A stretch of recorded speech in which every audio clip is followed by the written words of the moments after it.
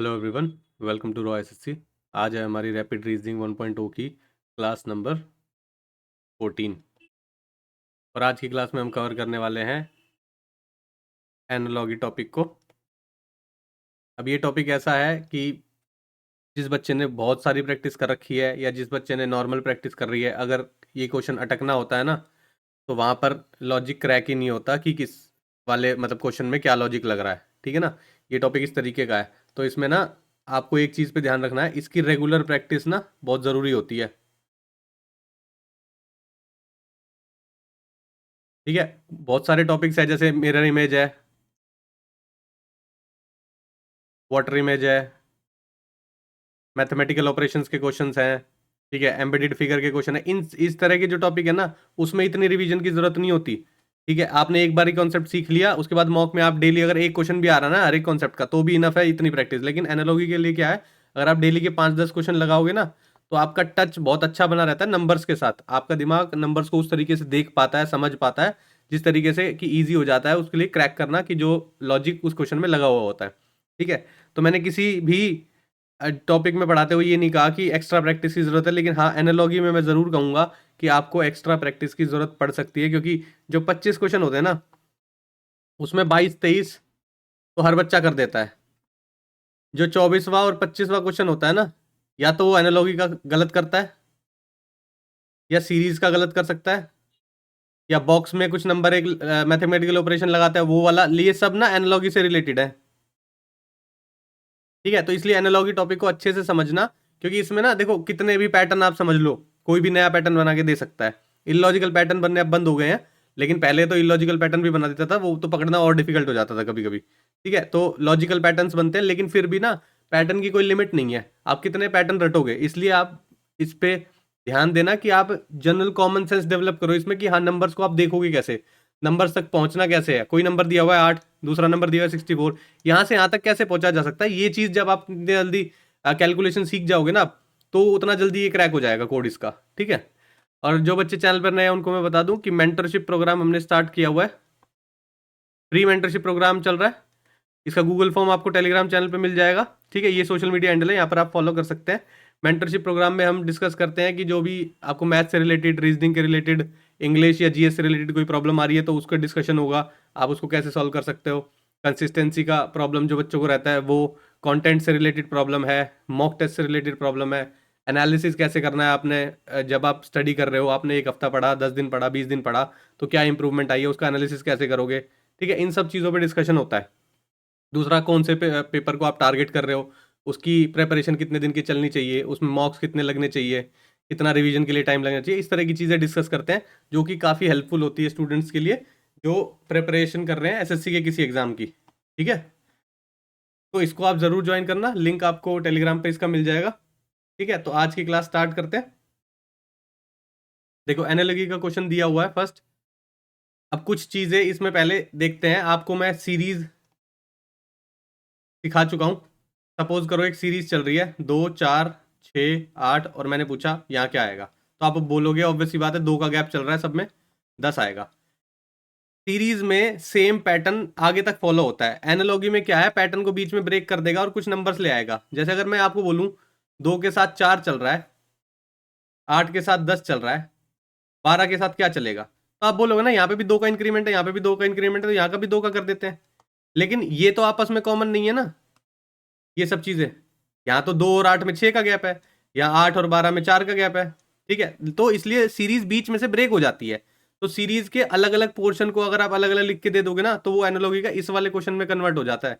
अगर आपको समझ में आ रहा है ये बात, तो सीरीज और एनालॉजी सेम ही है, क्योंकि उसमें भी पैटर्न पकड़ना होता है, यहाँ से यहाँ नंबर कैसे आया है, यहाँ से यहाँ कैसे आया है। ठीक है, ये सब चीजें पकड़नी होती है। यहाँ पर भी तो यही चीजें पकड़नी होती है। ठीक है, तो जो बच्चे सीरीज और इसको अलग अलग समझते हैं, चलो ठीक है, टॉपिक का नाम हमने अलग अलग रख रखा है, लेकिन एज जनरल ये दोनों टॉपिक सेम ही होते हैं। ठीक है, कुछ ऐसा खास फर्क होता नहीं है इनमें। ठीक है, अब 2-3 चीजें मैं आपको पहले बता देता हूँ कि आपको क्या क्या ध्यान रखना है। नंबर्स को जब नेक्स्ट वाले नंबर में आपने पहुंचना है, तो कुछ चीजें, ऑपरेशंस आप सबसे पहले दिमाग में आने चाहिए। डिफरेंस क्या है, ठीक है, एडिशन तो नहीं हो रहा, डिफरेंस लिख लो या सब्ट्रैक्शन लिख लो, बात एक ही है। मल्टीप्लाई तो नहीं हो रहा, स्क्वायर तो नहीं हो रहा, क्यूब तो नहीं हो रहा। किसी नंबर से मल्टीप्लाई करके, सपोज करो एक नंबर दिया हुआ है आपको ए, इसको हमने एक्स से मल्टीप्लाई करके एक्स के साथ प्लस तो नहीं कर रहे, ठीक है, या हम इसको एक्स के साथ मल्टीप्लाई करके वाई के साथ प्लस तो नहीं कर रहे। ये कुछ अलग जनरल टर्म्स की तरह हम रिप्रेजेंट कर देते हैं, लेकिन ये क्वेश्चन में ही देख के आपको पता चलेगा कि क्या मल्टीप्लाई हो रहा है क्या प्लस हो रहा है। लेकिन ये एक बेसिक फॉर्मेट है जो आपको ध्यान रखना ही रखना होता है, ठीक है। कैसे रखना है इसको ध्यान, कि आप कोई भी नंबर्स देखोगे पहले ये देखो क्या इनका डिफरेंस सेम सेम चल रहा है क्या। अगर आप दो पैटर्न, जैसे एक पैटर्न ये चल रहा है एक पैटर्न ये चल रहा है, अगर आपने यहाँ पे डिफरेंस चेक किया तो यहाँ पे भी आप डिफरेंस चेक करोगे। अगर सेम सेम चल रहा होगा तो आप ठीक है डिफरेंस वाली चीज लगा दोगे। लेकिन अगर नहीं चल रहा है तो आप दूसरी चीजें अप्लाई करोगे, क्या एडिशन में हो रहा है इसको प्लस करके कुछ आ रहा है, या मल्टीप्लीकेशन में चल रहा है, स्क्वायर चल रहा है, क्यूब चल रहा है। अभी एसएससी का ट्रेंड चल रहा है, इन तीनों पे क्वेश्चन होने के पूरे पूरे चांसेस है। और ये जो एडिशन या डिफरेंस वाली चीज है ना, ये सीरीज में सबसे ज्यादा फॉलो करता है, ये इस टाइप के क्वेश्चंस में फॉलो करता है, ये जो तीनों पैटर्न है, ठीक है ना।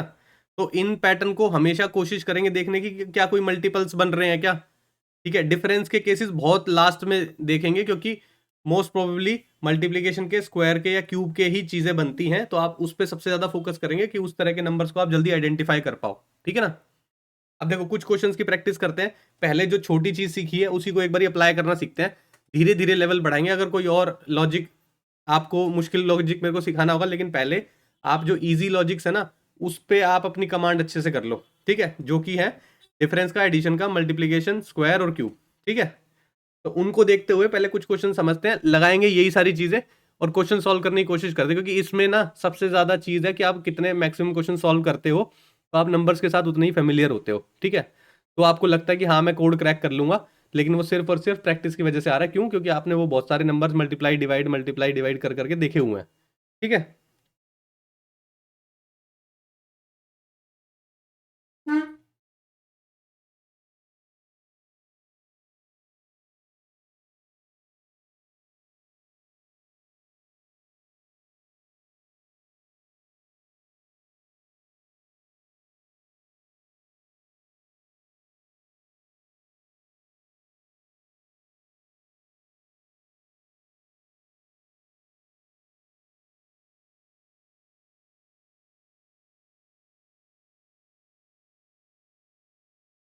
तो फर्स्ट क्वेश्चन सॉल्व करने का ट्राई करते हैं, ठीक है। देखो क्वेश्चन बोल रहा है 3 से 9 पे चला गया, 9 से 27 पे चला गया।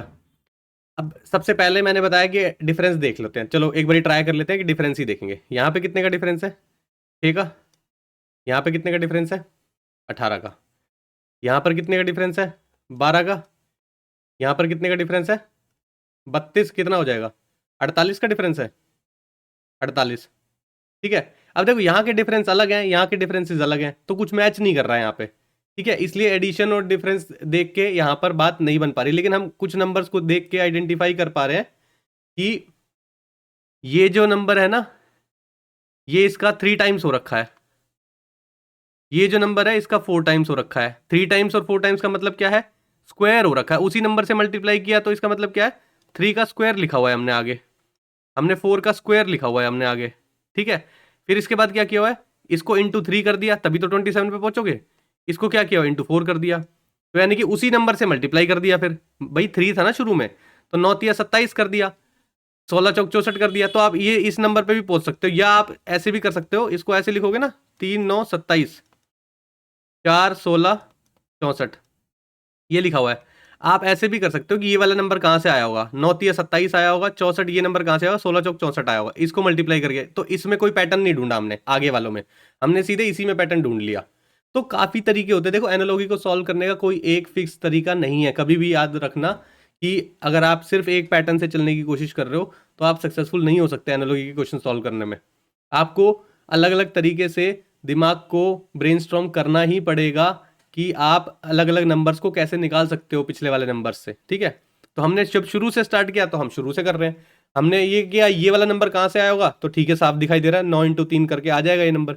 यहाँ पे भी यही चीज करने की कोशिश करते हैं।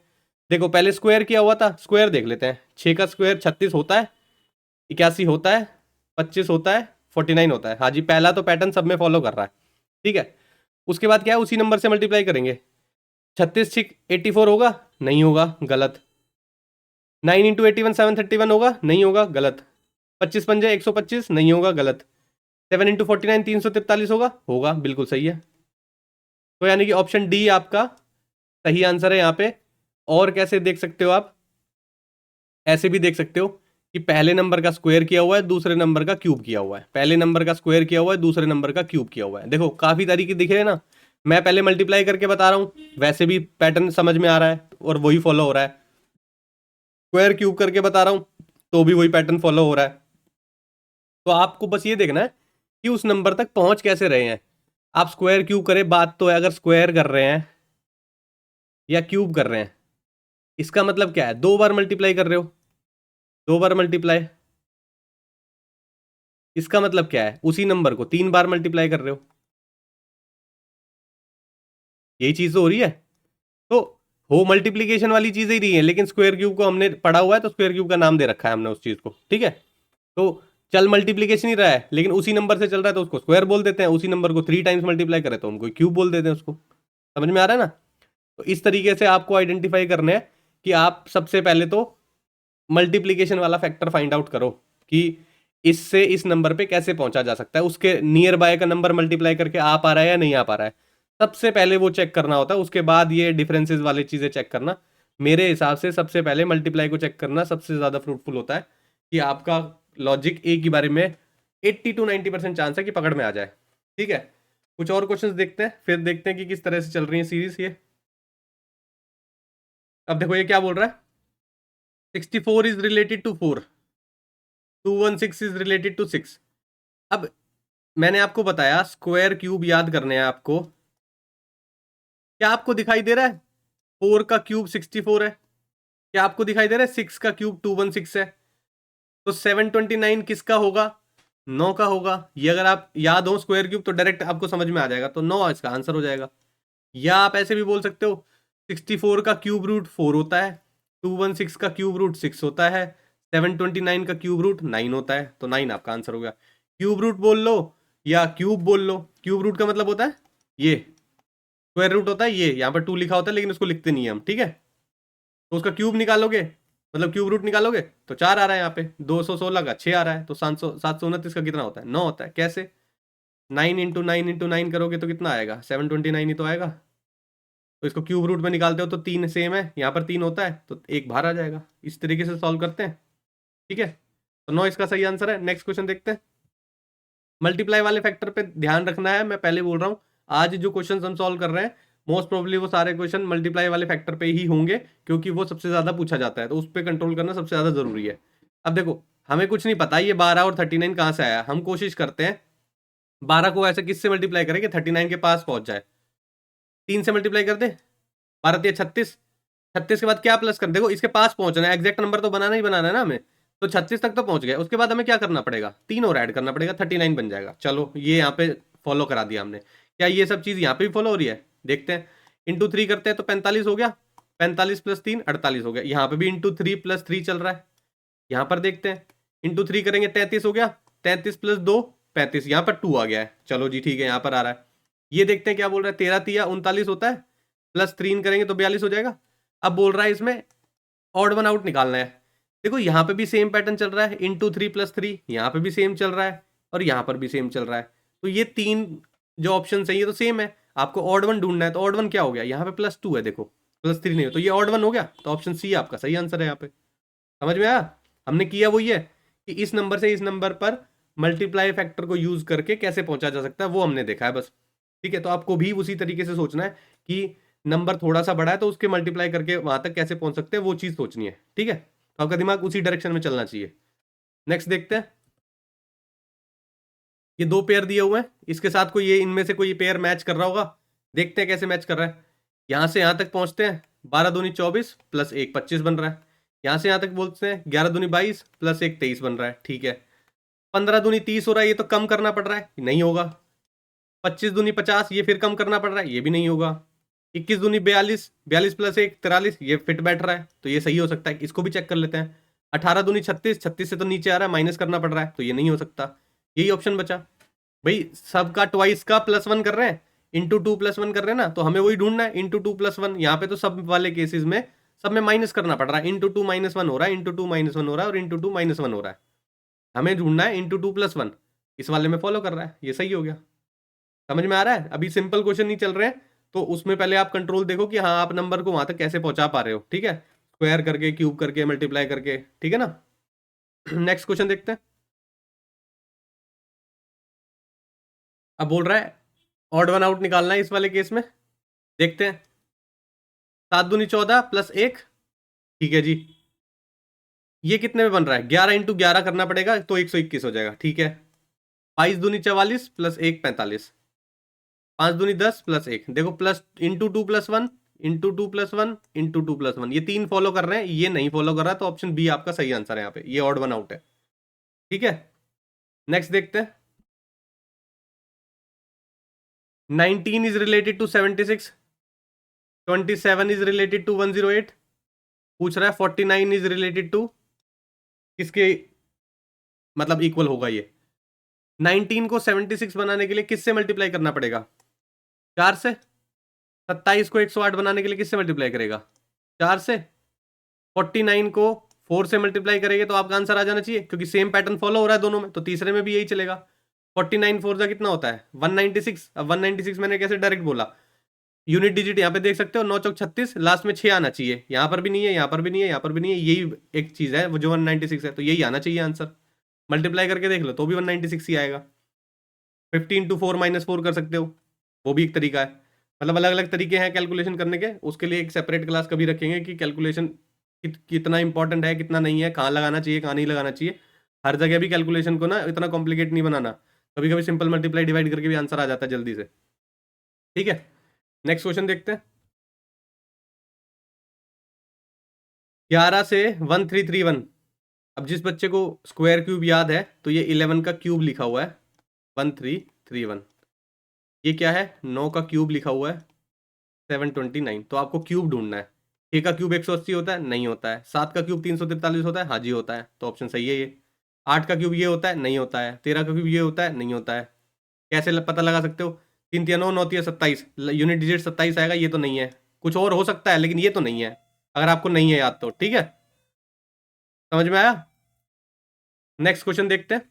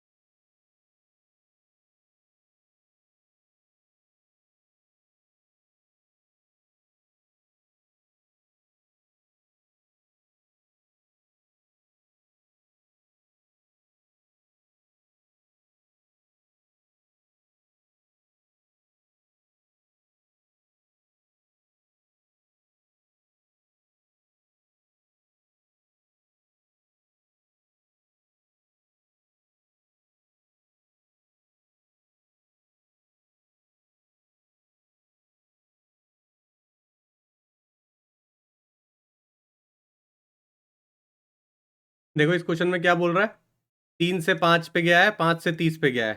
क्या कोई मल्टीपल आपको दिखाई दे रहा है? आप क्या मल्टीपल यहाँ पे मतलब 30 तक पहुंचने का देख पा रहे हो? 5 या 15 होता है, 4 दूनी 8 होता है। क्या 15 से फिर 30 जा सकते हैं? जा तो सकते हैं, इंटू 2 करके। 8 से 16 पे जा सकते हैं, हाँ जा सकते हैं, इंटू 2 करके। समझ में आया क्या किया है? भाई इसको इससे मल्टीप्लाई किया, फिर इसको 2 से मल्टीप्लाई कर दिया। आपको देखना है ना कि यहाँ ये नंबर कैसे बनेगा। यहाँ से यहाँ तो सिंपल है, 2 का गैप है, तो आप यहाँ पे कुछ पता ही नहीं लगा सकते। फिर यहाँ से यहाँ कैसे पहुंचोगे? या तो ऐसे देख सकते हो, देखो दूसरा तरीका, 2, 4 और 16। अब देखो यहाँ से यहाँ कैसे जा रहा है, इंटू 6 करके जा रहा है। यहाँ से यहाँ कैसे करके जा रहा है, इंटू 4 करके जा रहा है। अब ये 6 भी तो कहीं से आया होगा, यहाँ पे तो देखो अलग अलग है, यहाँ पे 4 आ रहा है, यहाँ पे 6 आ रहा है। ये तो सेम पैटर्न नहीं है, लेकिन कहीं से तो आ रहा होगा ये 6। इसका ट्वाइस करने पे 6 आ जाता है, इसका ट्वाइस करने पे 4 आ जाता है। सही है, तो ये 4 ले लिया, इससे मल्टीप्लाई कर दिया। या तो आप ऐसे समझ सकते हो, इसको 2 से मल्टीप्लाई किया, फिर इससे मल्टीप्लाई कर दिया, या इन दोनों को मल्टीप्लाई किया, फिर 2 से मल्टीप्लाई कर दिया। बात एक ही है। मैथमेटिकल ऑपरेशन को ब्रेक करके कर लो तो भी सही है, अगर एक साथ इकट्ठा करके कर लिया तो भी सेम ही आंसर आएगा। तो आपको क्या करना है, 5 5 25, मतलब मल्टीप्लाई करोगे और ट्वाइस करोगे तो 50 हो जाएगा, तो ये नहीं है आंसर। 6 36, 36 दूनी 72, ये सही है।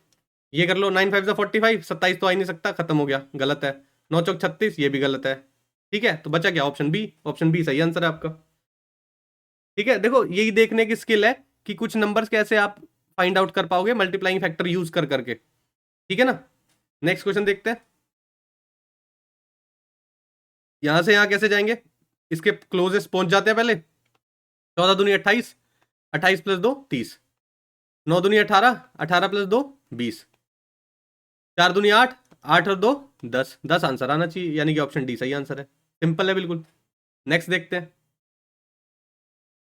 अब देखो यहां बड़ा नंबर लिखा हुआ है, तो इन वाले नंबर से बना होगा। कैसे बना होगा देख लेते हैं, सीधा मल्टीप्लाई करके देख लेते हैं एक बार। 12 नेम क्या होता है, 108 होता है, बिल्कुल सही है। 19 छिक कितना होता है, 114 होता है, ये भी बिल्कुल सही है। तो बस इन दोनों को मल्टीप्लाई कर दो। 8 7 56, 5 8 8 और 8 5 13, 136 हो रहा है, यानी कि ऑप्शन ए सही है। यहाँ भी चेक कर लेते हैं। 8 चौक 32, यूनिट डिजिट 2 आएगा, नहीं है। 8 5 40, यूनिट डिजिट 0 आएगा, ये भी नहीं है।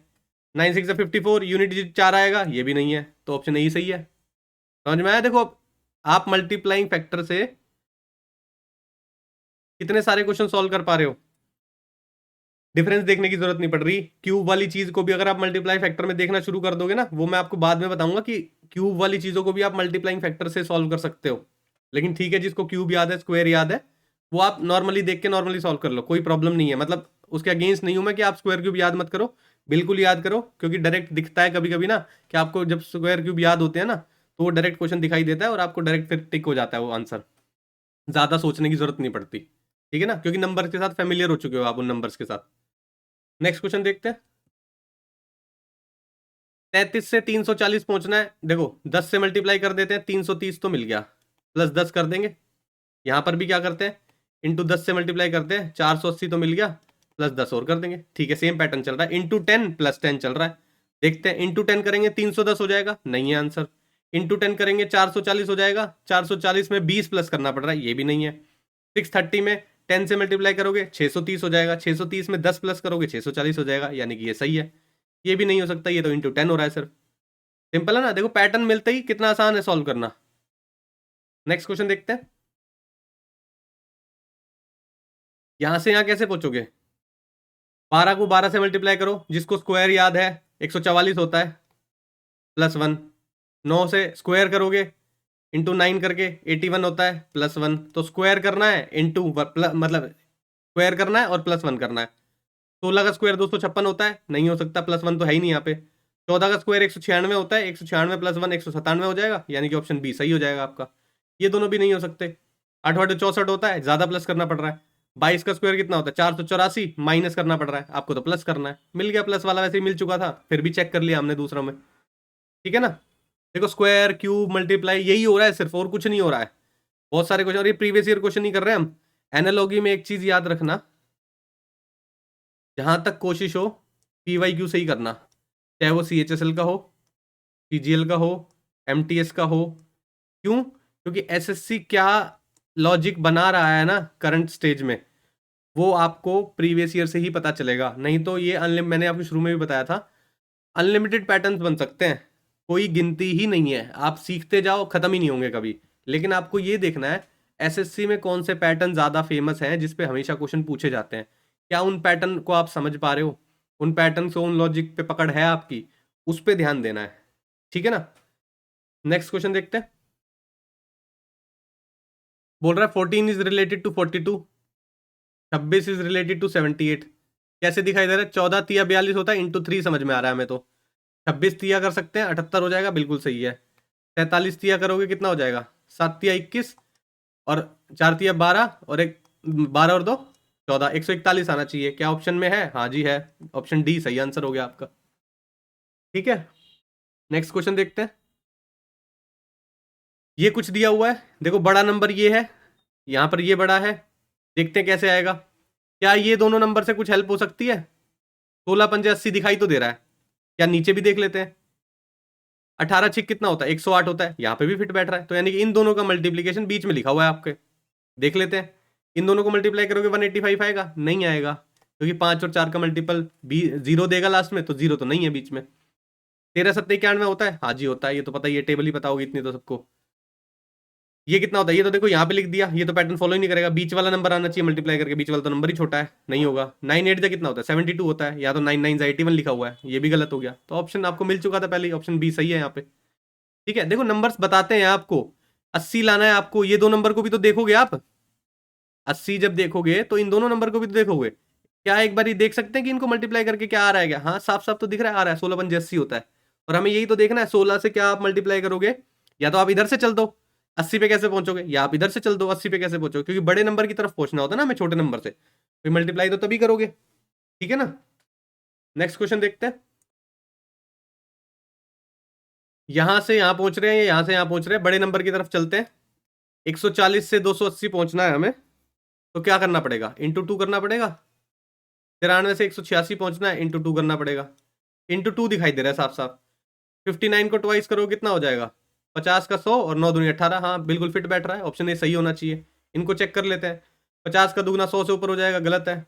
48 का दुगना 96 होता है, गलत है। 84 का दुगना कितना हो जाए? 168 होता है, ये भी गलत है। ऑप्शन ए मिल चुका था आपको, ऑप्शन ए सही है। तो 15 क्वेश्चन सॉल्व किए हमने एनालॉगी टॉपिक के। ठीक है, मैंने आपको बताया था जैसे ही टॉपिक्स खत्म हो जाएंगे दूसरे वाले, हम एनालॉगी पे बैक टू बैक वीडियोस करेंगे। ठीक है, उसकी रेगुलर प्रैक्टिस करते रहेंगे। अब जब ये होगा कि कोई एक छोटे मोटे टॉपिक बचे होंगे ना, उनके 10 क्वेश्चन करेंगे, 5 क्वेश्चन मैं एनालॉगी के डाल दूंगा। ठीक है ना। तो आपका हर ऑल्टरनेट डे पे 5 क्वेश्चन एनालॉगी के होते रहेंगे। ठीक है ना, ये आपको ध्यान रखना है। क्यों करवा रहा हूं मैं? क्योंकि एनालॉगी से टच छूटते ही ना, चाहे आपको कॉन्सेप्ट पता हो, हाँ मल्टीप्लाई करके निकालना है, लेकिन फिर भी ना स्पीड स्लो हो जाती है। इसमें बहुत सारे फैक्टर्स काम करते हैं एनालॉगी वाले टॉपिक में, स्पीड भी स्लो हो जाती है, कितने नंबर आप जल्दी से देख पा रहे हो, कितना जल्दी मल्टीप्लाई कर पा रहे हो। तो आप जितना ज़्यादा नंबर्स के साथ फेमिलियर रहोगे ना, उतना ज़्यादा अच्छा होगा इस वाले पर्टिकुलर टॉपिक के लिए। ठीक है, तो आपसे जो छोटे मोटे टॉपिक रह रहे होंगे उनमें क्या करेंगे, 10 क्वेश्चन सॉल्व करेंगे, अगर ज़रूरत पड़ेगी तो उसका पार्ट 2 भी ले लेंगे। ठीक है, लेकिन 5 क्वेश्चन एनालॉगी के जरूर करेंगे। क्वेश्चन की कोई लिमिट तो है नहीं, सीएचएसएल में भी भर के क्वेश्चन है, सीजीएल में भी है, एमटीएस में भी है, सीपीओ में भी है। ठीक है, सब में जिसमें रीजनिंग है सब में एनालॉगी का क्वेश्चन आता ही आता है। कोई से भी प्रीवियस ईयर के क्वेश्चन उठा लेंगे, 5 क्वेश्चन सॉल्व करेंगे, उतनी प्रैक्टिस बहुत है। फिर मॉक में देखेंगे कि कैसा परफॉर्मेंस आ रही है एनालॉगी वाले टॉपिक में, अगर कोई कमी लगती है तो उसको फिर से कर लेंगे दोबारा। ठीक है ना। और दूसरा मैंने आपको बताया है पहले भी, मेंटरशिप प्रोग्राम जरूर ज्वाइन करना। ठीक है, फ्री है, पहले तो मैं बता रहा हूँ, पेड नहीं है। आप पेड मेंटरशिप ज्वाइन करते हो बहुत सारी जगह, मैं तो फिर भी फ्री करा रहा हूँ। तो जो भी स्टूडेंट्स कॉन्टिन्यूअस रहेंगे हमारे साथ, तो उसके लिए मैं स्पेशल इस वाली क्लासेस में स्पेशल जो है उनका एनालिसिस भी करके दूंगा मॉक जब करेंगे। ठीक है, कुछ अलग डेटा भी मैं कलेक्ट करूंगा उन सब स्टूडेंट्स का कि कितने घंटे पढ़ रहे हैं, कैसा परफॉर्मेंस आ रहा है, किस में प्रॉब्लम आ रही है। तो जो पर्सनल गाइडेंस वाली चीज़ है तो वो भी यहाँ पर मैं देने की कोशिश करूंगा, जिनको नेसेसरी लगेगा कि हाँ इसको देने चाहिए, इस बच्चे को ज़रूरत है। ठीक है ना। जैसे आप सपोज करो 120 नंबर पे स्टक कर गए हो, तो ये ना ज़्यादा टफ नंबर नहीं है यहाँ से यहाँ तक पहुँचना, लेकिन क्या है ना, हल्की फुल्की गाइडेंस की ज़रूरत होती है इसमें। बच्चे के पास नॉलेज होती है ठीक ठाक 120 नंबर जो ला रहा है प्री में, लेकिन क्या है ना, कहीं पे बीच में स्टक कर जाता है, जो कि वो क्रैक नहीं कर पा रहा उस चीज़ को कि यहाँ से यहाँ पहुँचना कैसे है। तो उस चीज़ में मैं आपकी हेल्प करूँगा, ठीक है ना। तो जो बच्चे 100 से ऊपर हो ना, उनको तो ज्वाइन करना ही है कि 150 तक कैसे पहुँचोगे। मैं उन बच्चों को बिल्कुल डिमोटिवेट नहीं कर रहा हूँ जो 80-90 स्कोर कर रहे होंगे अभी मॉक में, वो नहीं इसको ज्वाइन कर सकते, वो भी ज्वाइन कर सकते हैं, क्योंकि कुछ चीज़ें तो बिल्कुल ही बेसिक लेवल पे गलतियां कर रहे होते हो आप, ठीक है। उसको भी रिजॉल्व करवा दूंगा मैं आपकी। तो 90 से 100 120 में तो आप फटाफट पहुंच जाओगे, ठीक है ना। फिर ये देखना है कि आप 100 या 120 की रेंज से 150 तक कैसे पहुंचोगे।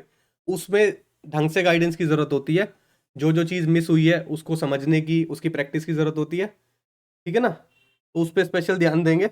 तो जो भी बच्चे ज्वाइन करना चाहते हैं, टेलीग्राम पे गूगल फॉर्म मिल जाएगा, वहाँ पे आप गूगल फॉर्म भर देना अपना, तो आपके पास व्हाट्सएप पे डिटेल आ जाएगी। तो व्हाट्सएप नंबर ज़रूर देना वहाँ पे, ठीक है। कॉलिंग नंबर की ज़रूरत नहीं है, आप व्हाट्सएप पे आपको मैसेजेस आ जाएंगे, जो भी इन्फॉर्मेशन होगी ना, तो आपके पास डायरेक्ट व्हाट्सएप आ जाएगा। तो आप उसको चेक करके फिर उसी के अकॉर्डिंग अपना शेड्यूल बना सकते हो कि कैसे आप मेंटरशिप ज्वाइन करोगे, ठीक है ना। डिटेल ज़रूर फिल कर देना गूगल फॉर्म पे, ठीक है। टेलीग्राम पे लिंक मिल जाएगा। दूसरा, जो भी आपके साथ पढ़ते हैं कोई स्टूडेंट्स हैं, तो प्लीज़ उनके साथ शेयर ज़रूर करना वीडियो को, या उनके साथ शेयर करना इस चैनल को, क्योंकि ना शेयर करने से क्या होगा, क्योंकि जो बच्चे वहाँ पे भी आपके लाइब्रेरी में ना, आपके फ्रेंड्स वगैरह भी स्टक रहते हैं, अलग अलग जगह से पढ़ रहे हैं, समझ नहीं आ रहा है, तो उनका भी हेल्प हो जाएगा, ठीक है। तो थोड़ा सा हेल्पिंग हैंड रखना चाहिए, फ्रेंड्स के साथ बैठते हो तो शेयर कर लेना, ठीक है, या ग्रुप्स होंगे आपके उसमें शेयर कर देना, ठीक है। तो आज की क्लास के लिए इतना ही रखते हैं, मिलते हैं नेक्स्ट क्लास में। Thank you.